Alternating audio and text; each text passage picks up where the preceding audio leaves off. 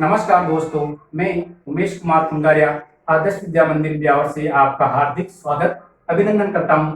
आज हम कक्षा 9th में सामाजिक विज्ञान विषय में लेसन नंबर 1 फ्रांस की क्रांति के बारे में सामान्य परिचय प्राप्त करने का प्रयास करेंगे।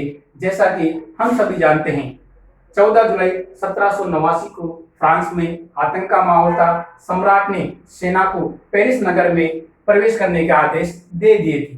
ऐसी अफवाह फैली हुई थी कि सेना के द्वारा लोगों पर गोली चलाए जाने की घटना हो सकती है। ऐसे में लगभग 7,000 स्त्री पुरुष टाउन हॉल के सामने एकत्र होकर जनसेना का गठन किया।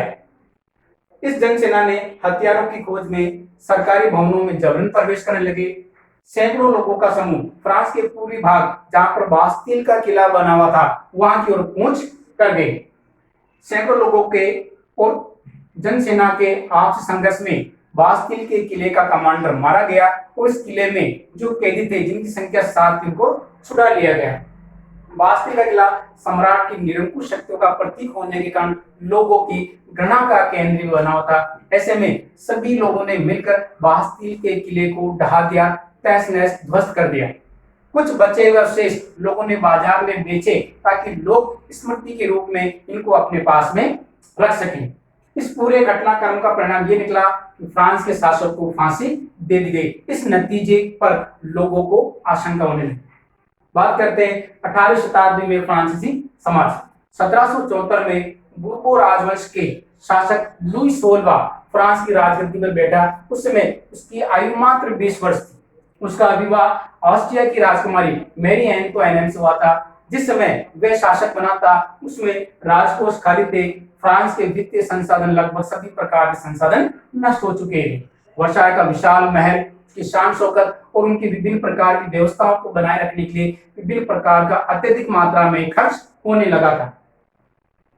फ्रांस ने अमेरिका के 13 उपनिवेश ब्रिटेन से मुक्त कराने के लिए युद्ध में सहायता की थी। इस युद्ध के चलते फ्रांस पर 10 अरब लिब्रे का कर्ज भी बढ़ गया था और उससे पहले 2 अरब का कर्ज पहले ही चढ़ा हुआ था। ऐसे में विभिन्न प्रकार के कर्जदाताओं ने जो सरकार को पैसा उधार देते थे, वे 10% ब्याज की मांग करने लगे। ऐसे में मजबूरन फ्रांस की सरकार को विभिन्न प्रकार की अर्थव्यवस्था को चलाने के लिए, अपने विभिन्न प्रकार के सरकारी खर्च को पूरा करने के लिए विभिन्न प्रकार के व्यक्तियों पर करों में वृद्धि के लिए बाध्य हो गई थी। फ्रांसीसी समाज उस समय 3 भागों में बटा हुआ था। प्रथम स्टेट में पादरी वर्ग आते हैं, जो विभिन्न प्रकार के चर्च और विभिन्न प्रकार के धर्म का प्रचार प्रसार करने का कार्य करते हैं। द्वितीय वर्ग में आते हैं कुलीन वर्ग, सामंत वर्ग, वे विभिन्न प्रकार के आपसी समझौतों का कार्य करते हैं। तीसरे वर्ग में आते हैं मजदूर, किसान, व्यापारी और अन्य सभी प्रकार के गरीब व्यक्ति। इन तीनों प्रकार के वर्गों में विभिन्न प्रकार की अलग अलग असमानताएं थी।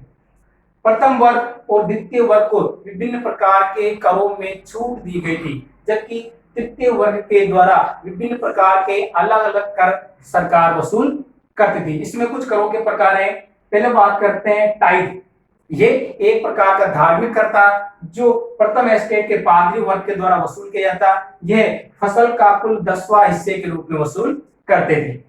टाइल ये एक प्रकार का अप्रत्यक्ष कर था, जो सीधे राज्य के सरकारी खजाने में जमा कराना पड़ता था। ये कर नमक, तंबाकू और डेली जीवन में उपयोग में ली जाने वाली विभिन्न प्रकार की वस्तुओं में लिया जाता। इस प्रकार हमने आज फ्रांस की क्रांति के बारे में और फ्रांसीसी समाज के बारे में जानकारी प्राप्त करने का प्रयास किया।